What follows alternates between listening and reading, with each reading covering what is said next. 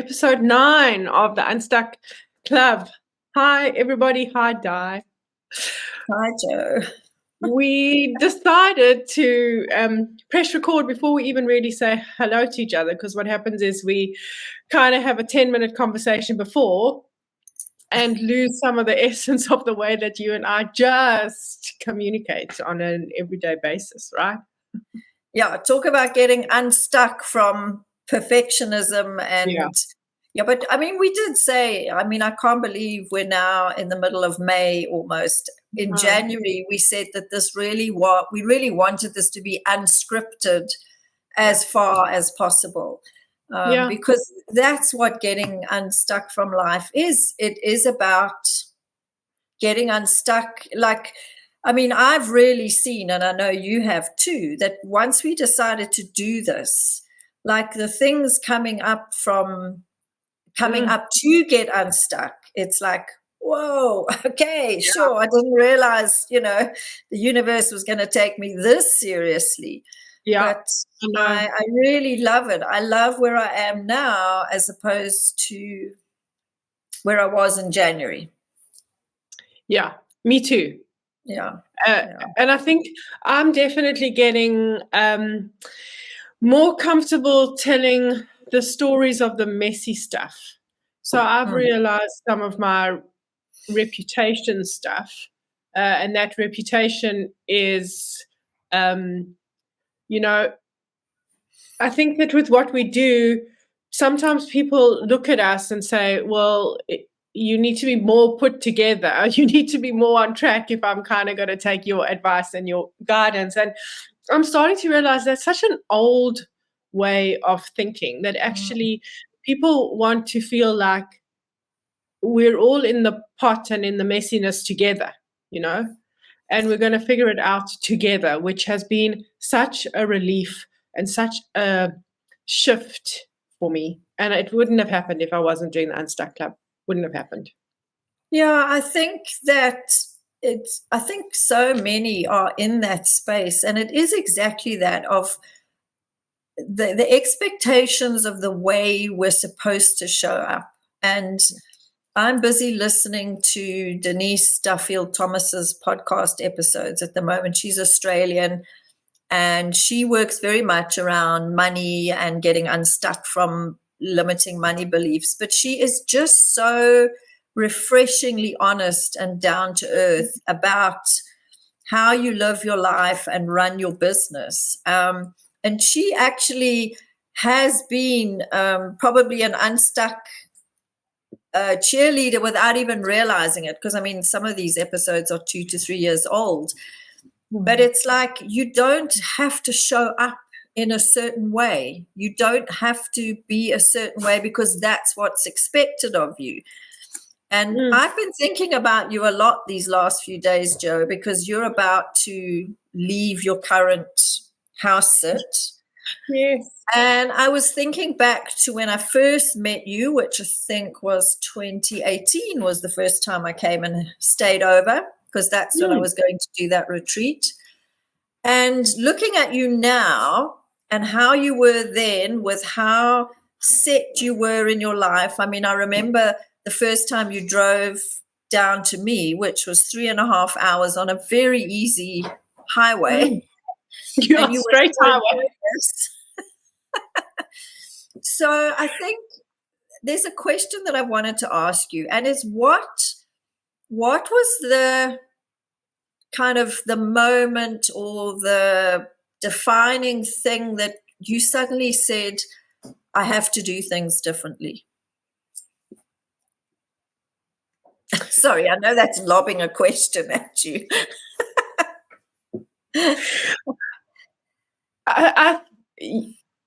I think the biggest thing was before I made a move to do things differently, I started to feel like when I was talking to my friends, you, Greg, Ed, all my friends, I started to feel like eventually no one was going to take me seriously anymore.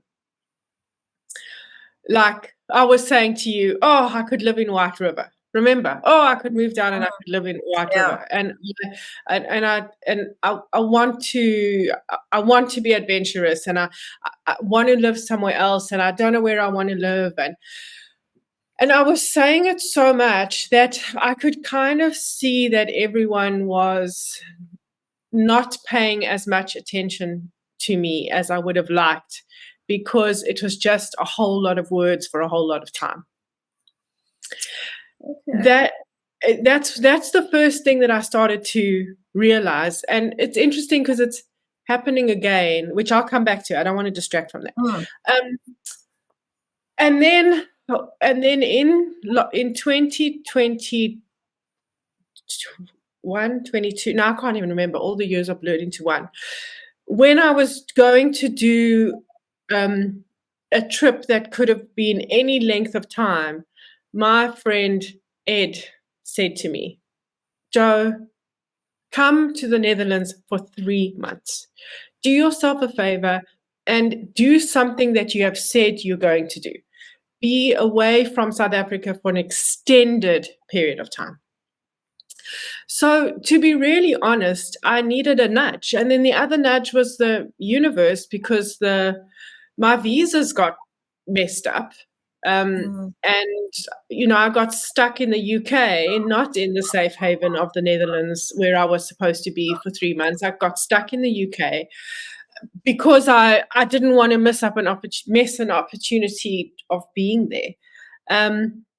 And that was when I braved different stuff. When I was actually in the UK, when I had made the decision to leave the Netherlands, because when I was at border control, the guy said to me, "Your visa's not right. If you cross the border, you can't come back to the UK."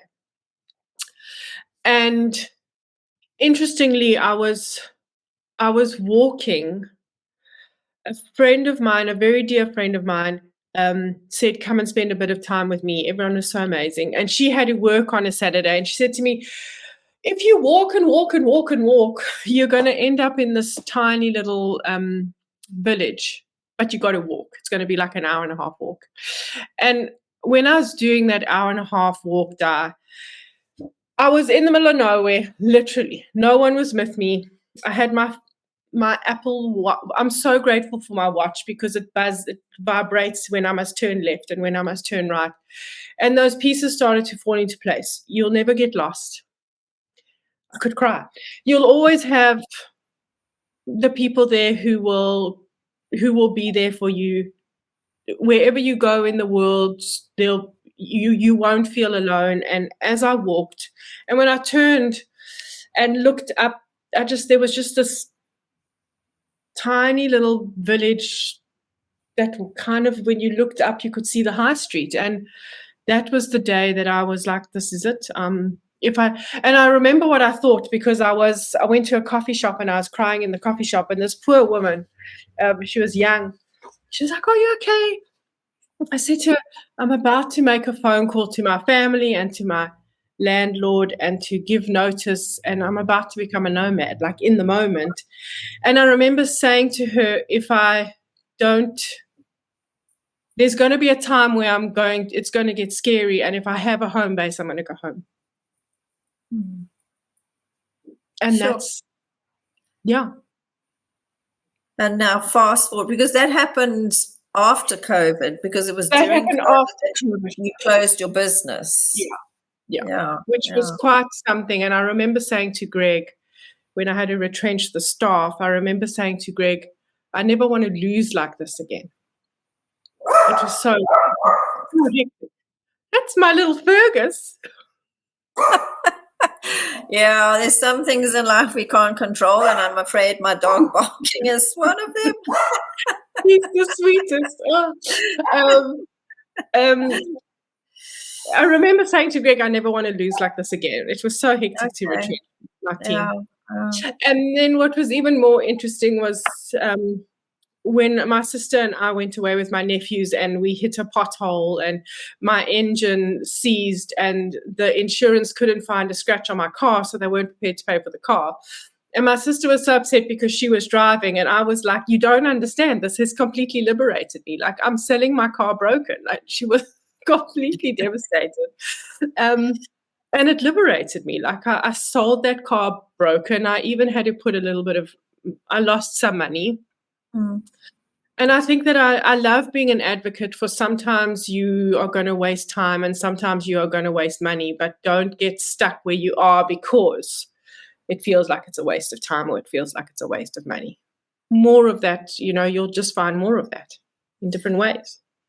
So it sounds like it's almost taking a step back from the bigger picture. It's looking at the bigger picture. So yes, my car is totaled. They're not going to pay out. So instead of just focusing on the worst case scenario, well, is this another step in my nomadic lifestyle? Because I mean, if you are a true nomad, you don't actually, have a base. You don't have something, as you say, you don't, yes, you have your family, but you don't have anything of your own to Yeah. get back Yeah. to.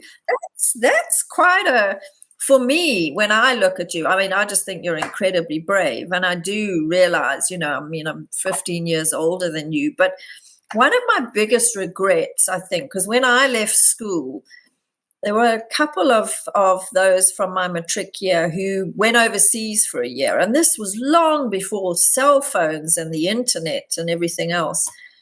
And I always wished I was brave enough to take that step. And I never was.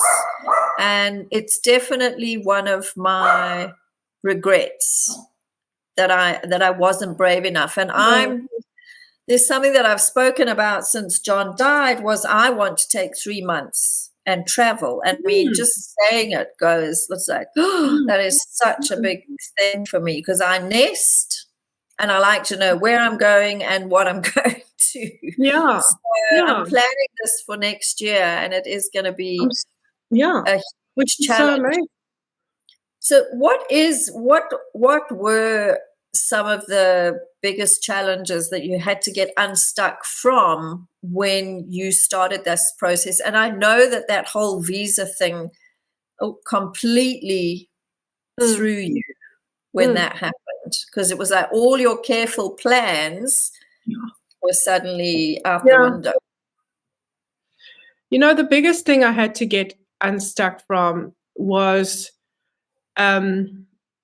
promises and commitments that I had made to my family and made in Joburg, and to get my clients to also just be comfortable that it didn't matter where I was in the world, I was still 100% committed to them. Okay. Which on a whole lot of levels it caused like different types of unsettled. And to be so honest, because I've processed this with different parts of my family, I didn't handle it right. I actually didn't handle it right.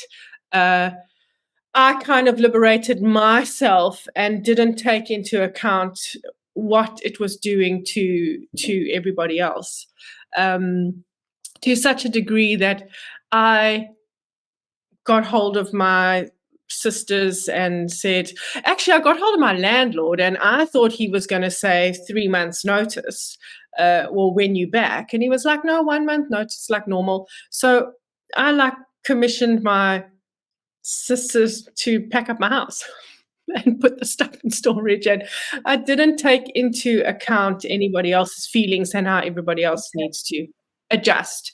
But it is amazing. And I recommend this to everybody. A big thing about getting unstuck is having brave conversations, where between my siblings and my mom, and to be able to have conversations and say, you didn't manage that right, and for me to say, I totally get that I didn't manage that right, and to get them onto the same page, to see that this is who I was born to be.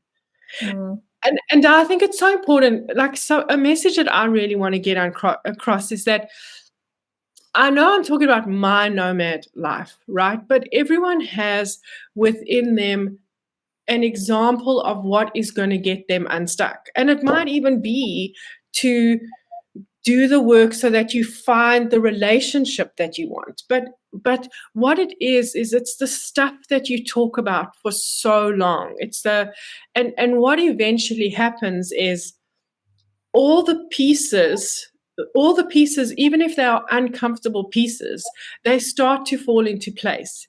And like it's like playing this game of chess where the universe makes a move, life makes a move, and then the whole of life is saying, but this is what you wanted.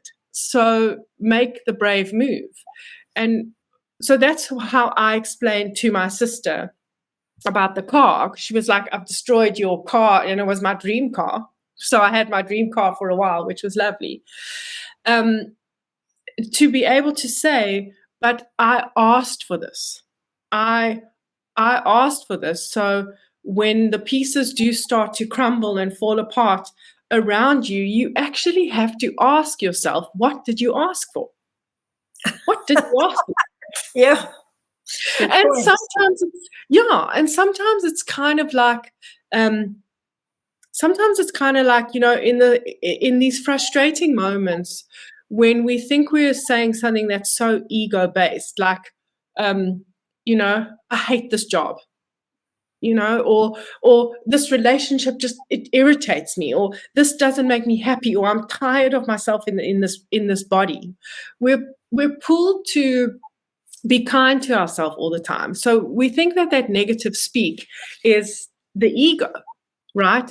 But for me, sometimes it's actually just that moment of truth that we utter in a moment. And when we utter that truth, I imagine like all the cogs starting to turn, and then the universe goes, but what did you actually ask for? Yeah, and I think when those cogs turn, it's something that you can feel in your body. I think that's also so important because we can know all this head stuff. I mean, most of us, most of the people watching this podcast, at some point they've read the self-help book, they've followed the gurus, they've done the workshops. It's easy to have it up here. The greatest thing is to have it. And it is like that aha. It's like, oh my goodness. I mean, it happened to me on Friday in this Time to Think workshop that I did for 2 days. And it was my turn to be the thinker. And what I wanted to think about was, the fact that this settlement has been delayed. It's financial stuff again. And it's a beautiful process, the time to think, because you literally are just allowed time to speak your thoughts, whatever's going on, without interruption, which is a rare thing these days. Yeah. And all of a sudden, I just said, I feel inadequate. And I was like, what? And it was, there it was. I like it. That is like, I'm not good enough. And I know with your work with the archetypes, this is deeply entrenched stuff. It's like those weeds that you pull them out, but the roots are still there, so they grow again. Yeah. And I was like, oh my goodness. And it just, these words, that's the beauty of being allowed to think, because the mind then just goes. And I was like, I just sat there, was in tears. I mean, here I was being the volunteer on this process, which ended up being so deep and so life-changing. And I was like, what? And that's wow. And I was just fascinated at where it came from. And that feeling of lightness when I suddenly voiced it, I feel inadequate. And I shared it with a friend of mine, and she went, because I did it on WhatsApp, and she was like, my eyes are rolling so far back in my head now that I look like a chameleon, because she was like, why would you feel inadequate? Yeah. But I know that it's deeply entrenched from childhood. So it is those beautiful cogs, and it's a feeling. I think, you had that feeling like, I can't continue down this path any longer. As set, and I think that's the other thing, as settled as it is, as comfortable as it is, I know, and I mean, even now when I think about 3 months, and something that's been thrown in is I got an invitation to a wedding in New Zealand. a couple of Wow. months before I'm planning to go. Oh, And it's a very wow. special friend. And I'm like, I really want to be there. So it's like 2 Mm. trips in 1 year. And I'm like, oh my God, I don't know if I can do this. Of course I can, Yeah. but there just comes a knowing the way I'm showing up or the way I'm living or who I'm with just isn't working any longer. And that's when I think you really need to tap into your bravery. Yeah. But also, when you do make that commitment to yourself, life does begin to, it's that beautiful co-creation. I mean, you've had such beautiful experiences, not knowing. I mean, when you came back to South Africa, you really weren't sure. And Yeah. then had all those beautiful house sitting experiences to the point where you were turning people away. I'm still turning people away. And it's that trust, like the universe has my back. Yeah. I think that's really important. Yeah. It is so important. And it's also not to read into it too much. So there's the other side of it. So I've actually just put out a short little moment of consciousness, literally like 10 minutes before you and I came online, because one of the places where my self-doubt is rife, it's really, really rife, is in my writing. So I don't doubt that I'm a good writer. I've got such a beautiful novel out there. And it's the same thing. Like I have the most patient best friend who is also my business partner. And I just know that I'm at the point now that if I say to him one more time, I'm working on the novel, like I can just see he's like looking at me like, I'll see it when when it's there in front of me and there's something I can read. It's the second novel. And I had written like 20,000 words. And then I kind of got myself confused about where I wanted the novel to go. So what I did was I left the version that I've started and I saved another version just onto my laptop, right? A second version, a self-doubt version. Okay. And I've been working on that version, which I actually like, and it's starting to fall into place.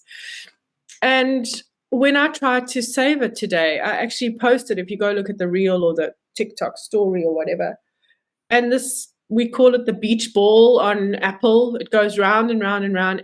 And I don't know when last I pressed record. I mean, I pressed save. I don't know when I press save. I don't know what I'm going to lose. And that voice of self-doubt was, this is not the right version, which is actually not true. It is the right version. It has settled. And sometimes we read too much into the signs. We read too much into, like, life happens. We've actually also just got to go, life, like shit happens. And it actually does. Because if we read too much into every single sign, then we're confusing ourselves. We're confusing ourselves. Like, it is a glitch. And of all the things that's made me realize, this is the version that I do want to do. I want to do a sequel of the first novel. I don't want to do it. The other one was totally separate. And now I've decided and I've settled it is going to be a sequel. And the very part that I wrote that makes it the sequel is most probably the part that's lost. Do you think? I think though. I think you've hit a good point there, because when you go, oh, the signs are wrong, I also think you're absolving yourself of responsibility. I mean, if you think of the Steve Jobs of the world and the Richard Bransons, if they had given up after the first time something went pear-shaped, we wouldn't have Apple, we wouldn't have Virgin. So yes, I just think when I opened my little holistic shop here back in 2006, there was a series of signs, like I found the perfect place at the perfect rent, like everything just fell into place. It's a sign. So I do it, then discover that I actually hate sitting in a shop from 8 until 5 days a week, and then on Saturdays. Hated it. It just completely destroyed my soul. And when I closed, it was such a relief when I closed it in 2009. And people were like, oh, but it was your dream. And I was like, sometimes the dream isn't the reality. But I needed to do that. So the signs were right for me to take that step because there were things that I had to learn about myself, about business. I learned so much about retail. But it didn't end, happily at all. It was, in fact, very stressful. But I think you're right. I do think it's like it becomes a cop out, and in fact, the podcast I was listening to this morning on the way home, Denise said, like, people go, oh, it's Mercury retrograde. I can't do it now. Do it anyway. Yes, we all know tech and Mercury, but you adapt. You don't stop. Yeah. So that's a really good point. Just because you keep seeing 1111 everywhere or whatever it is, it's, you have to, it's like we're at that time. You really have to go quiet and go, how does this feel for me? I know if I don't go overseas next year, I will never go because, 70 is not that far away from it for me. Yeah. If I don't go and do this next year, be brave and have an adventure, I will never do it. I just know that with as soon as I possibly can, I'm meeting with a wonderful travel agent here, and I'm actually going to book the tickets. Because if I don't, that's the first step to going, oh, there's 100 reasons why I shouldn't do it. And then obviously to refer into the coaching process that I do and then the energy alignment process that you do. Yeah. If you don't, the worst thing that you can possibly do is berate yourself for not having done it, and to actually kick into a real form of compassion to ask yourself why, because it is an easy thing to have your best intentions for yourself, right? But the will to follow through, that's where it's all those protective voices in the head. Like we would need to find which protective voice in the head of lack of worthiness is going to stop you from doing that. And for me, that's the biggest thing. Like if you had to say to me, what's the point of the Unstuck Club? What's the point of putting any content out there? What's the point of being the support and the guide that you are? It's to get people to understand that if you have an intention for yourself and you don't follow through, the reason why you're not following through is because there is a lack of worthiness somewhere inside. And you've got to deal with that with such compassion. And there's a part of you in this blueprint of who you are that does not know that you actually have the capacity to do it. So I'm reminding you of that as your friend, because it is a big thing. It's one thing to say I'm going to book the ticket. It's another thing to actually book the ticket. Yeah, no, absolutely. And I think, to start on this process of getting unstuck from whatever it is to start small. I mean, when you went overseas, you hadn't given up nothing. These things. You did it. I think you were going for 3 months. How long were you going for? I was going for 3 months. Yeah. But I have never landed in a country where I don't know someone. I haven't done that yet. That is coming. That is coming. And what I'm actually thinking of doing to show you how small the little steps can be is I'm thinking if I can find a cheap enough ticket, just the airfare or a train or whatever, from the Netherlands to one of the places because Taylor Swift's going to be in Europe when I'm there.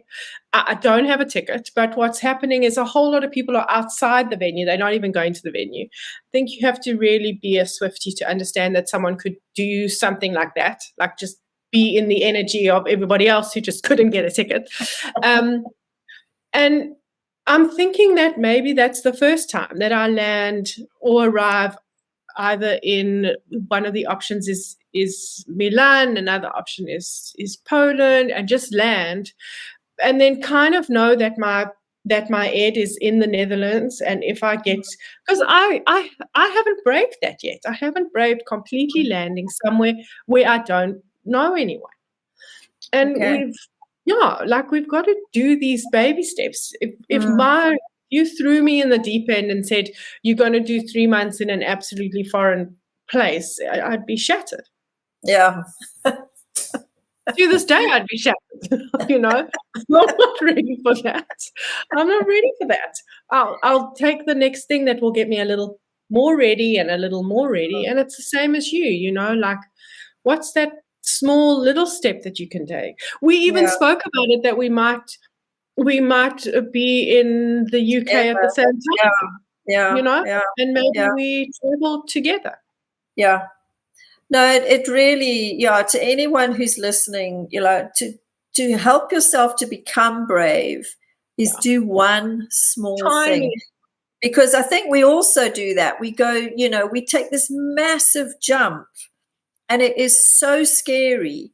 But you do that little one and it's like, ooh, okay. It's like when I go to Pilates, there are certain exercises we just challenge me a little bit more, a Yeah. little bit.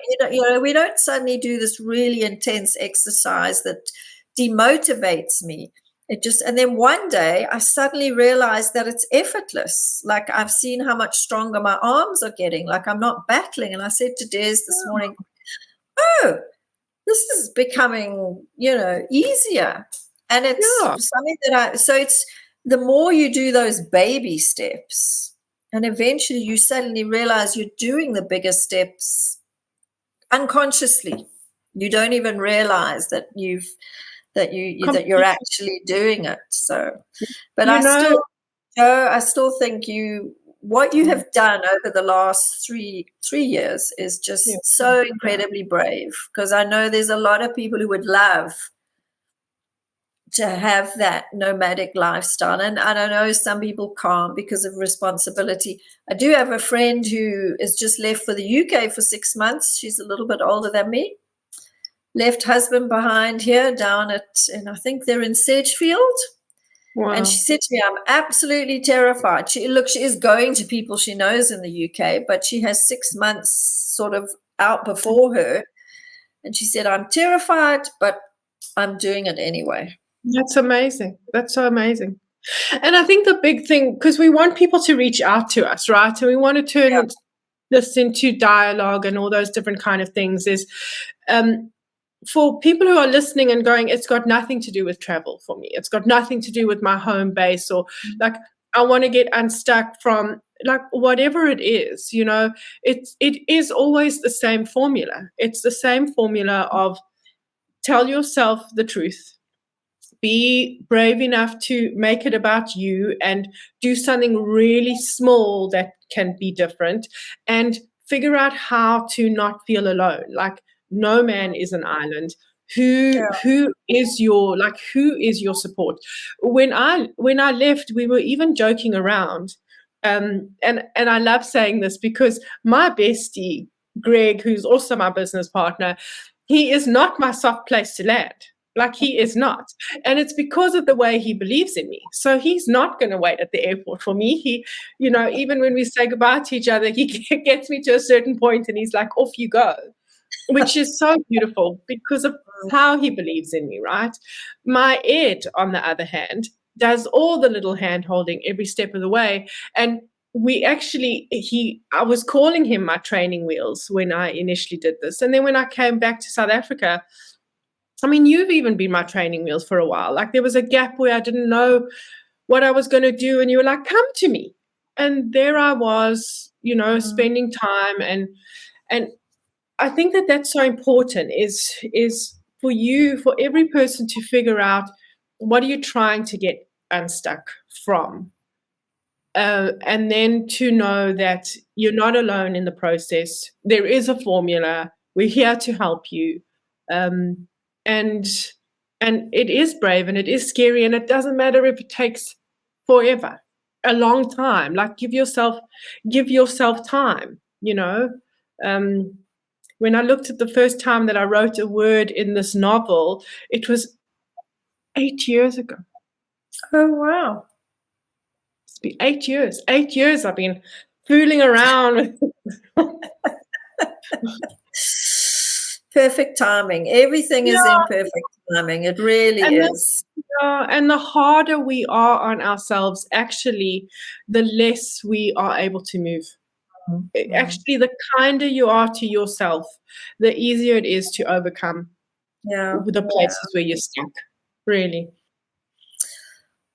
I good. think we can leave it on that note. For sure. Good. We will speak for episode 10.